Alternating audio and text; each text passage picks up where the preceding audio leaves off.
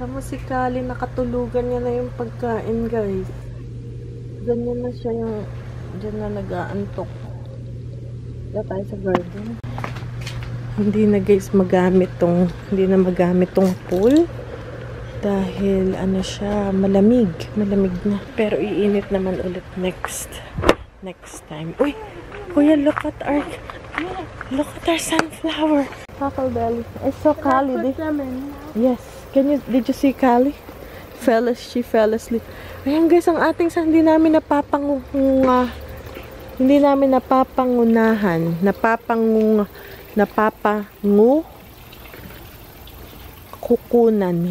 nakukunan. Ayan, oh, di ba ang ganda? Tapos yung nandiyan pa yung ating, natin, di na rin namin naasikaso. Di ba, magbubuto naman yan. So, yung seeds niya, yun na yung pang next year. Ayan, ang gaganda ng ating sunflower garden. Grabe, oh. Diba? May parang siya, privacy fence. Naging privacy fence namin, oh. Tamo, ang dami. Malamigmig. Mahulumigmig. Yan lang ako nakalabas. Oh, ba't parang nasunog to? Ay, sa lamig. Ayan nga nangyayari pero iinit uli next week. Pero ngayon, ayun, oh. Tapos, ay, nasira. Sa lamig. Init, lamig. Ganun. Tapos na ang summer, officially. Ayan, oh, may nangangain na. Ayan, oh, sa lamig naman sa gabi. Kaya baka wala ito na, oh. Kaya buti na harvest ko na yung atin. Ay, may isa pang puti. May nakahabol pang puti.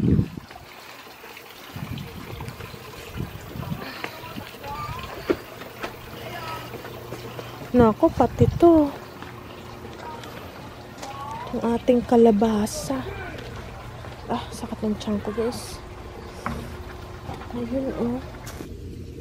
Yung ating kalabasa. Hayaan lang natin gataya pa. Ito pa, oh. Yan pa.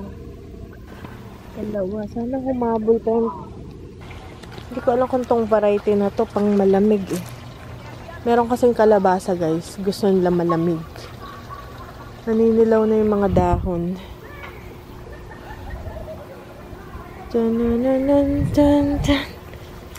Ang ating mystery.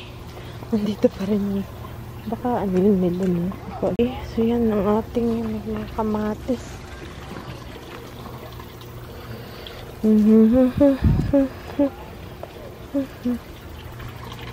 Ang okra, hindi na rin umabot. Oh, yan na, oh.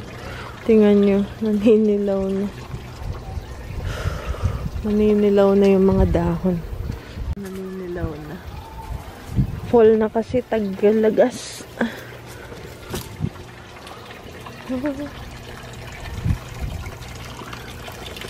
Aba, si Jackie, oh. Tinatakpan kasi namin ito, guys. Kasi nga, pag nabasa, kakalawangin siya lalo. Ba't ang bango ng kamatis na? Mabango siya. Mabango yung amoy niya. Parang bulaklak. Presko yung amoy. Daming lamok, guys. Hala. Patingin. Hey! Nakakulong. Yan ang pusa ni Kuya. Ayan, guys. Nag-order na lang tayo. Oh, you got Let's go. Let's help put it in the freezer. Teka, ko muna yung mga mabubulong. Ito pa yung ating bigas, syempre. Sige, dali, bunsoy. Dali kasi there's cheese and all that is warm. Come on. Okay, guys. Ipasok ko lang kasi mga kuting malungkot. Hindi ba nadating yung amo nila, si Kuya? Si Kuya yung nagdadala sa kanilang bahay. So, hinihintay nila. Tapos yung isa andun, oh. Tingnan niya. Ayun. Naghihintay rin, oh. Padating na. Siguro nararamdaman nila padating na. Oh, alam pala talino ang mga puso. Ayun, oh.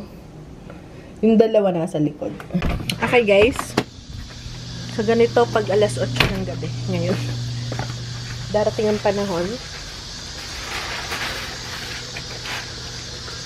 na siguro next few weeks na ano na, pag alas 5 na ng gabi, madilim na. So, ayan na ang ating hinahayaan ko lang siya, guys. Nandito tayo sa garden. Wala nang madaanan. Parang gustong magdilig. Wala. Kasi, guys, namatay ng siguro kulang lang sa dilig. No? Siguro magdidilig ang konti.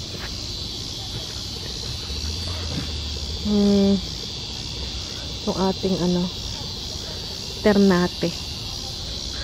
Wala nang madaanan dito. Ano pala to? Invasive. Ang daming sunflower. Gabi na, guys. Sabi ko na alas 8 ng gabi. Pero maliwanag pa, di ba? Alo, ang dami, guys. Siksik-liglig. For some reason, di kami namimitas. Hala. Hala. Hala, ang dami.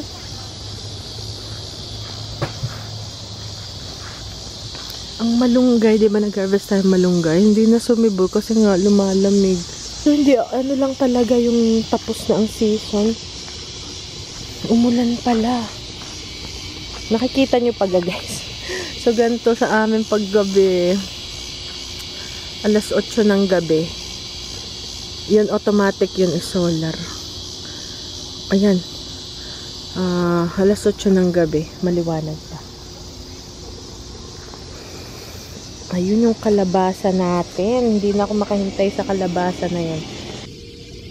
Ano kayang klase? Parang ano siya. Ang lamok pa rin. Ito. Tingnan nyo, guys. Kamatis. Kamatis, kamatis. Ay, yung ating kung ano man yan. Parang kondol, no? Naray ko, ang lamok. Kainaman. Ayan. Ay. As usual, meron naman tama ang ilalim. Toya mo nating huminog. Ano ba yan? Ang lamok. Aray ko. Ito pa meron. Ano pa to, guys? Sunflower. Ayan.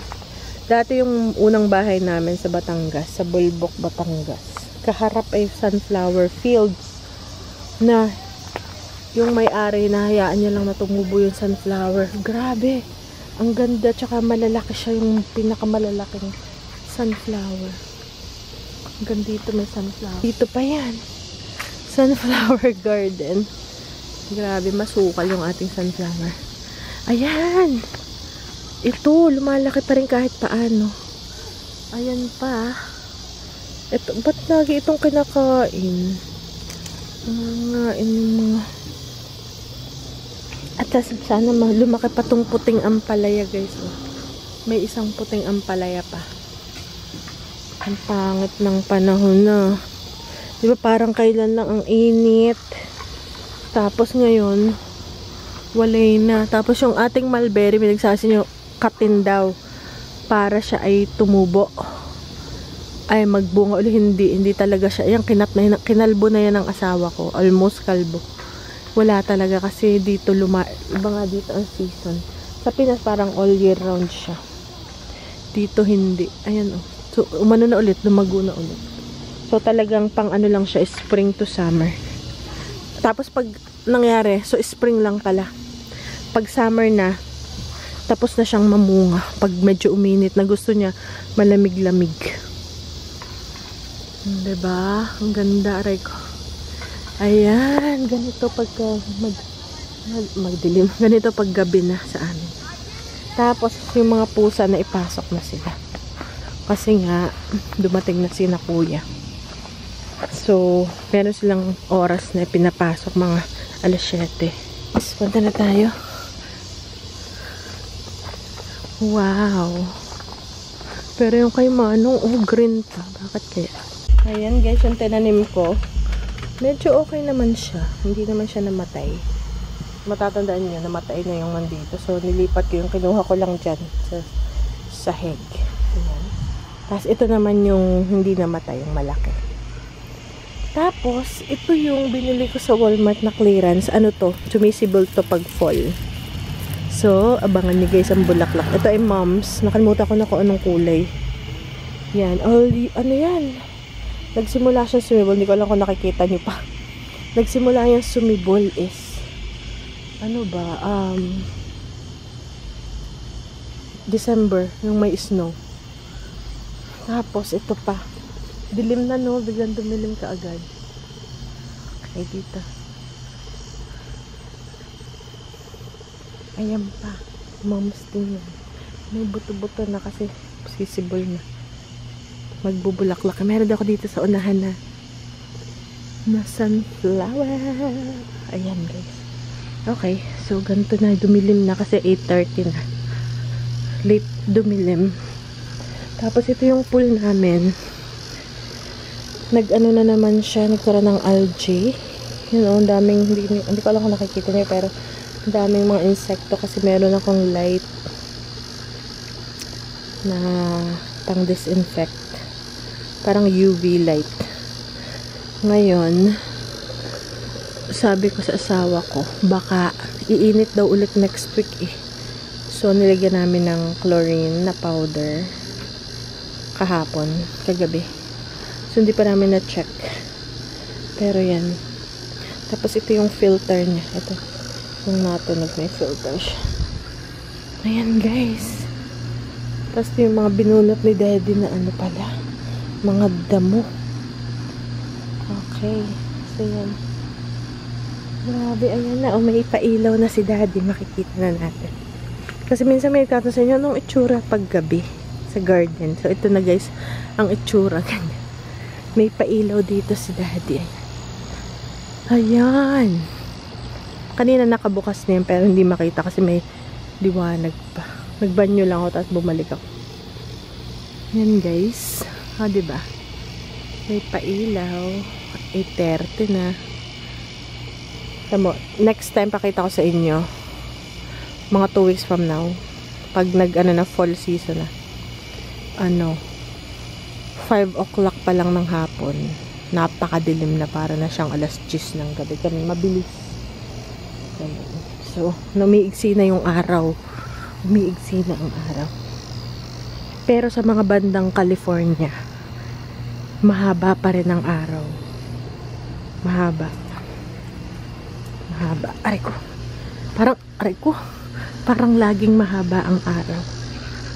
Comment down below kung tama ba yung pinagsasasabi ko. Okay guys. Hala, nasarahan ako. Nasarahan ako kasi sa unahan ako dumaan. Wala pa naman akong tsinelas. Maraming bato. Okay. Alright guys. Padilim na ng padilim. Mag-i-school kami ng mga